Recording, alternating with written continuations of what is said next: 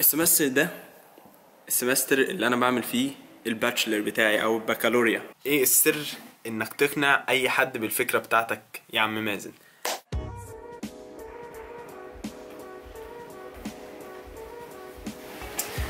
في الفلوج دي هحتاج مساعدتكم في حاجة.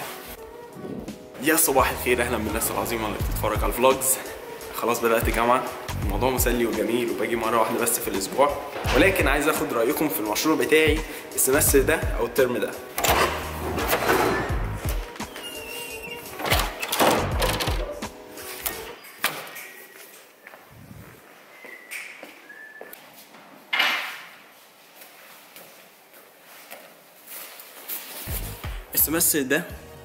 السمستر اللي انا بعمل فيه الباتشلر بتاعي او البكالوريا، فده ممكن نعتبره من اهم او هو اهم سمستر فيهم كلهم. انا بقى بعمل مشروع الباتشلر ده عن ايه؟ هو هيكون عبارة عن فيلم ثقافي دوكيومنتري، صح؟ فيلم ثقافي. صاحبي جمال هنا معانا.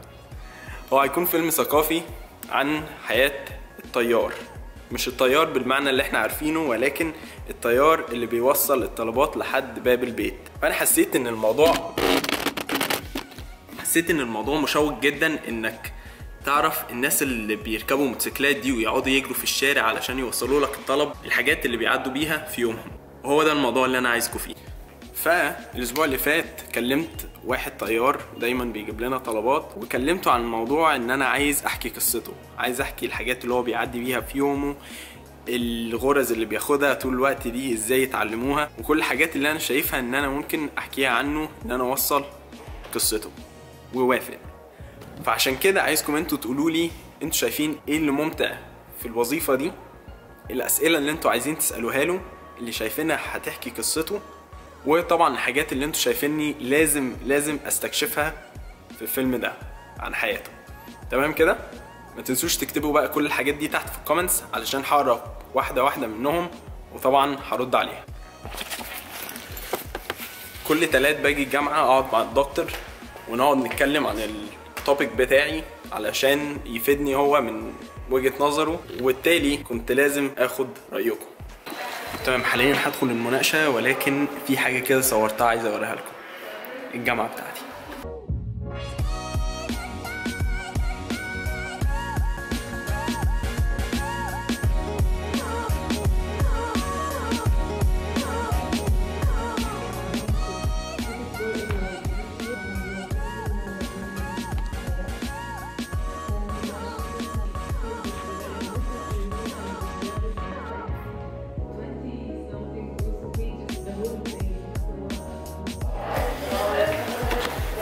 يا جماعه انا نسيت اعرفكم على جمال اكتر. جمال كان معايا في المدرسه، وحاليا معايا في الجامعه، وكان معايا في التربيه العسكريه. حتى لو بصيتوا على الشعر هتلاقوه منبت شويه. كنا ورا بعض في كل حته يعني، ما شاء الله. جمال. خلاص خلصت. اعفى ان شاء الله. عقبالنا. المناقشة عدت على خير جدا، في كلام كتير حلو اتقال، الدكتور عجبها جدا الفكرة، بس هرجع البيت كده ناكل علشان خلاص الفطار مش مكمل معايا، واقول لكم الحاجة اللي اتعلمتها في الجامعة في خلال ال4 سنين اللي فاتوا اللي ساعدوني اقدم الفكرة دي. الشعر القصير ده بيكون واخد اشكال كتيرة لغاية لما يوصل لطول معين، خليك تحس انك ايه، شخص تاني كل 5 دقايق. المهم، باسل حاليا راجع الجيش اخر مرة خلاص، يرجع المخلة دي هي اللي بيكون فيها كل الحاجات اللي بيدوها لهم اول لما يبدأوا فترة الجيش. فده هيكون اخر مرة يعني يودعه وهو رايح الجيش. المرة الجاية يعني هيجي بقى ايه، يكون مدني. وطبعا جزء من الموضوع ده ان انا اشيل المخلة بتاعت باسل وصلها لغاية عربية. مش قلت لكم عقبالنا؟ هي مش خفيفة بالصراحة. وقبل ما تسألوا المخلة دي شكلها عامل ازاي، اهي هي دي، شكلها لطيف. بس مش خفيف خالص.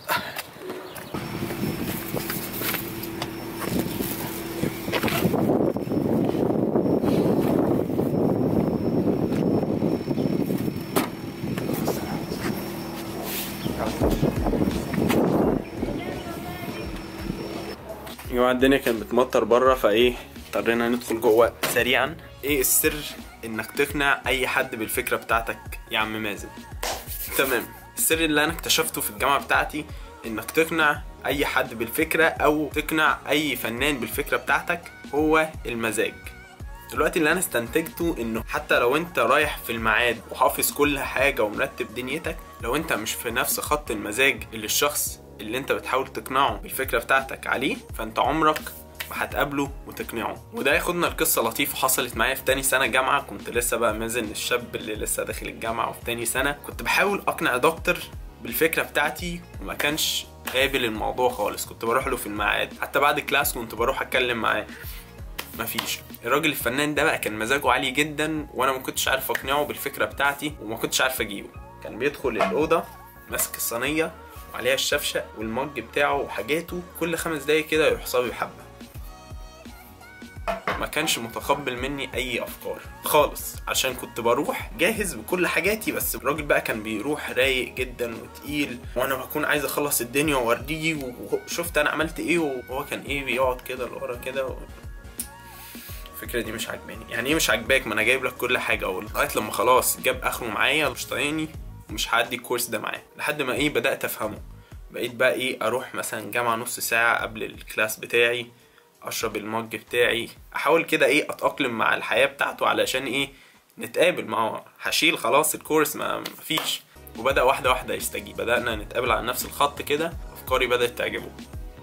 عشان بس ايه رحت نص ساعه كده قبل الكلاس، ظبطت المود، دخلت في المزاج بتاعه، وايه مره واحده قال لي الافكار بتاعتك اتحسنت من اول السمستر. الموضوع جميل جدا وكان عاجبني من الاول، بس طريقه تقديمك ما كانتش عاجباني. قال لي الموضوع ده it's about your mood not your concept. ومن ساعتها فهمت قصد الراجل ده. انت ممكن تقعد مع واحد ساعتين عشان بس تتكلم معاه، بس هو فهم فكرتك في اول 5 دقايق، وهو ده المزاج بقى.